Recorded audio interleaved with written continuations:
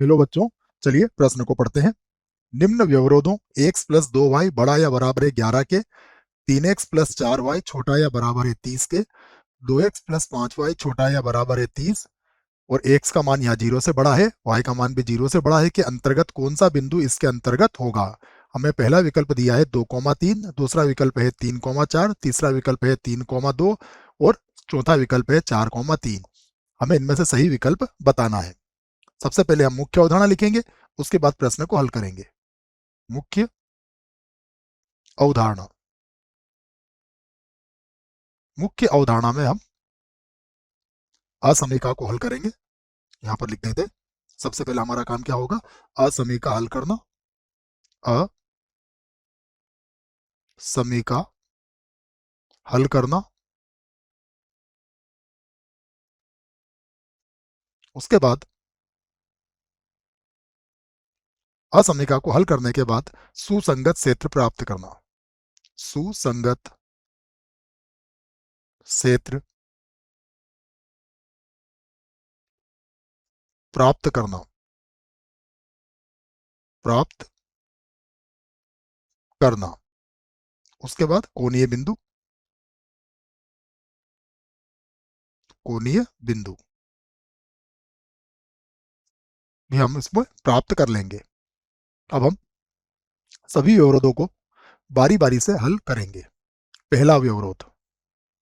पहला व्यवरोध है x plus 2y बड़ा या बराबर है 11 से। तो इसके संगत हम सबसे पहले एक समीकरण बनाएंगे। इसके संगत समीकरण क्या बनेगा, x प्लस 2y बराबर 11। ये इसके संगत समीकरण होगा। अब इस समीकरण पर बिंदु लिया जाएगा। कम से कम दो बिंदु हमें इस पर लेना पड़ेंगे। तो पहला बिंदु क्या होगा, यदि हमने इसमें x का मान 0 रखा तो y का मान आ जाएगा 11/2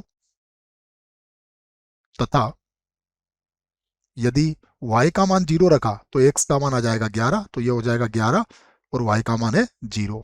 उसके बाद अगर हम यहाँ पे मूल बिंदु 0 0 से संतुष्ट करवाया तो ये मूल बिंदु को संतुष्ट नहीं करेगी, क्योंकि 0 कभी भी 11 से बड़ा नहीं होता है। तो हम इसी बात को लिखेंगे, 0 0 को संतुष्ट संतुष्ट नहीं करती है। नहीं करती है। ये पहला व्यवरोध हमने लिख लिया है। अब इसका दूसरा व्यवरोध देखिए, यह है 3x प्लस 4y। इसका दूसरा व्यवरोध 3x प्लस 4y, ये लिखा है 3x प्लस 4y छोटा या बराबर है 30 से। छोटा या बराबर है 30 के। तो इसके संगत हम क्या करेंगे, लिखेंगे 3x प्लस का 4y बराबर 30। ये एक समीकरण और हमने यहां बना ली है। इस पर अब बिंदु लेंगे। तो इस समीकरण पर बिंदु, पहला बिंदु, यदि x का मान 0 रखा तो y का मान आएगा 30/4 अर्थात 15/2। 15/2 तथा दूसरा बिंदु, यदि y का मान 0 रखा तो x का मान 10 आ जाएगा, तो 10,0। ये मूल बिंदु 0 0 को संतुष्ट संतुष्ट करती है। करती है, ये लिख लिया हमने। अब तीसरा व्यवरोध लिखेंगे इसका। तीसरा व्यवरोध क्या है हमारे पास, ये 2x plus 5y। 2x plus का 5y छोटा या बराबर है 30 से। छोटा या बराबर है 30 के। इसके संगत हम फिर से समीकरण बनाएंगे। तो 2x प्लस का 5y बराबर 30। इसे समीकरण 3 बना लेते हैं। सबसे पहले इस पर बिंदु लेंगे। तो इस पर बिंदु आ जाएगा, x का मान यदि हमने 0 रखा तो y का मान आएगा 6 तथा यदि हमने y का मान 0 रखा तो x का मान आ जाएगा 15। 15,0। ये भी मूल बिंदु को संतुष्ट करती है। तो 0 0 को संतुष्ट संतुष्ट करती है, ये हमने इसमें लिख लिया। चौथा व्यवरोध देखते हैं। चौथा व्यवरोध क्या है, ये x का मान 0 से बड़ा, y का मान भी 0 या 0 से बड़ा। तो x और y दोनों ही मान 0 से बड़े हैं। इसका अर्थ होता है प्रथम चतुर्थांश। चतुर्थांश में हमारा उत्तर होगा। इससे संबंधित यहाँ पर अब हमें आलेख बनाना पड़ेगा। तो हम यहाँ पर आलेख बना लेते हैं इस प्रश्न से संबंधित। ये हमने यहाँ पर आलेख बना लिया। आलेख में देखें तो कितने बिंदु है हमारे पास? बिंदु हमें 15/2, 10, 15 तक जाना है। तो यहाँ पर हम 15 तक जाने के लिए दो दो का अंतर ले लेते हैं। तो ये हो जाएगा 2, 4, 6, 8, 10, 12, 14 और यहाँ आ जाएगा 16। यहाँ पर भी यही करते हैं। ये हो जाएगा 2, 4, 6, 8, यहाँ तक ले लेते हैं। उसके बाद होगा 10, 12 और फिर 14, 15 तक हम यहाँ पर पहुंच जाएंगे। पहला लेते हैं हम। सबसे पहले पहली समीकरण में बिंदु क्या था? 0,11/2। तो 0,11/2 अर्थात 5.5 होगा ये। तो ये हमें कहाँ मिलेगा देख लेते हैं। 2, 4 ये मिल जाएगा यहाँ पर कहीं पर। ये होगा 0,5.5। इधर 2, 4, 6, 8, 10 और 12, ये 11 यहाँ पर मिल जाएगा हमें। ये बिंदु हो जाएगा 11,0। इसे मिला के एक रेखा हम यहाँ पर खींच लेते हैं। ये रेखा हमने खींच ली है। ये पहली समीकरण वाली रेखा हो गई।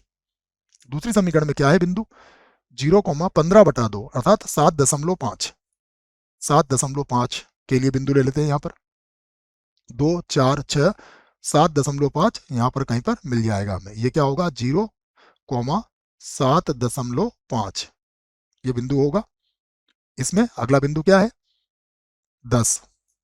तो 2, 4, 6, 8 और 10 ये यहाँ पर आ जाएगा। इसको मिलाती हुई भी एक रेखा हम यहाँ पर खींच सकते हैं। ये जो बिंदु होगा ये होगा 10,0 और ये जो रेखा होगी ये रेखा दूसरी होगी। फिर देखते हैं तीसरी पर है बिंदु 0,6 और 15,0। तो 0,6 ढूंढते हैं सबसे पहले। 2, 4, 6 यहाँ पर होगा। ये बिंदु होगा 0,6 और 15 हमारे पास ये 10, उसके बाद ये 12, 14, 12, 14 और ये 15 यहाँ पर कहीं पर मिल जाएगा। तो इसको मिला के मैं ये 15 वाली एक रेखा खींच देता हूँ। ये यहाँ पर कहीं पर बिंदु हो जाएगा 15,0। और देखते हैं और क्या कहा गया है, इसको देखते हैं। यहाँ पर हमसे कहा गया है चौथा। चौथा जो है वो क्या है? प्रथम चतुर्थांश। अब हम एक एक करके देखते हैं कि पहली समीकरण क्या करती है? मूल बिंदु को संतुष्ट नहीं करती है। पहली समीकरण क्या है हमारे पास?